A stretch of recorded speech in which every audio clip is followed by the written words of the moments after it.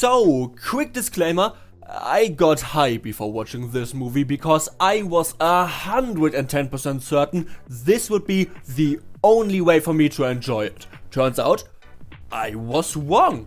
I still didn't enjoy it, but I was surprised that I didn't hate it either. Didn't even dislike it, no. Most of the time, I was just confused because for the life of me, I could not figure out who this movie is for. It might just be the strangest case of a video game adaptation I have ever seen, by which I do not mean the worst, not by a long shot. There were multiple scenes I really enjoyed, but none of them had anything to do with vanilla Minecraft, and that's a common theme in this movie. While you get a lot of moments that boil down to I know what that is! And there definitely is a lot of charm to seeing elements of the game being translated to the big screen, I ended up scratching my head quite often as this movie seems to like Minecraft, but also thinks it's too boring to make a movie about it. The plot of the story doesn't have anything to do with Minecraft. The characters and their motivation,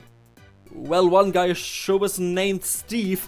The villains of the movie, no, we don't fight against a Wither, the Ender Dragon or anything like this. Instead we face off against characters that are largely made up for this movie. What we end up with is a fairly generic get that object you need before the villain can use it for evil type of story that takes place in a world that kind of resembles Minecraft, but only if it feels like it. There are some changes I completely understand and enjoy. The edges and surfaces of blocks can be a lot rougher, so you can still tell them apart from a distance, which is a perfectly fine way to present the game as a little more realistic. I personally dislike others, but get why they made it, such as the size of blocks varying wildly, but there are a lot of aspects that are different for no particular reason.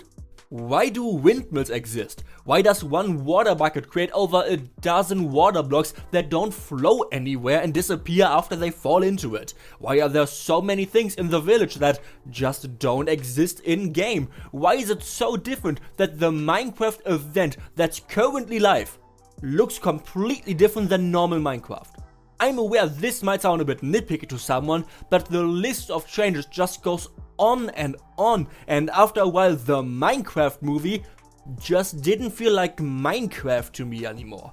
Imagine watching the Lego movie, but every few scenes there's just some random Playmobil figures on screen and you don't know why. And remember that both story as well as characters aren't about the game either, so all we have for a connection is the world they are in.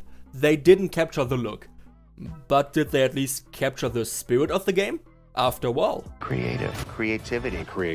Creativity. Yeah, I'd honestly say no to this one too. We see a bunch of cool buildings that were crafted off screen, we see them build some very mediocre stuff on screen, but for a movie that loves to throw around the word creativity, they barely ever do anything surprising, unusual or creative. Minecraft is a sandbox game in which you can express yourself, but this movie seems to be a lot more interested in explosions. Building and crafting are present, yet we don't use it in grand, interesting ways. How amazing would it have been if in one of the dozen fight scenes we saw the characters build a castle, tower, traps, just one of the millions of possibilities the story being set in Minecraft allows you to have. It would genuinely set this movie apart. Yet what we actually get feels kind of generic. All of this means it's a mid-Minecraft movie, yet it could still be a decent movie with a skin-deep connection to a game a lot of people enjoy. It shows some cool places, includes a lot of fan service and is placed in an interesting world, so does it succeed at being a good comedy with a gimmick? Well, one small problem, the comedy isn't good. If cringe comedy doesn't make you laugh, you won't be able to enjoy at least half the jokes, but even if you find it funny, the punchlines are so obvious that you'll know them before they get to them. It is predictable and formulaic, which sadly extends to the characters. None of them are very interesting as none of them are actual characters, they are personified character traits. The kid is quiet and creative, Jason Momoa plays Jack Black.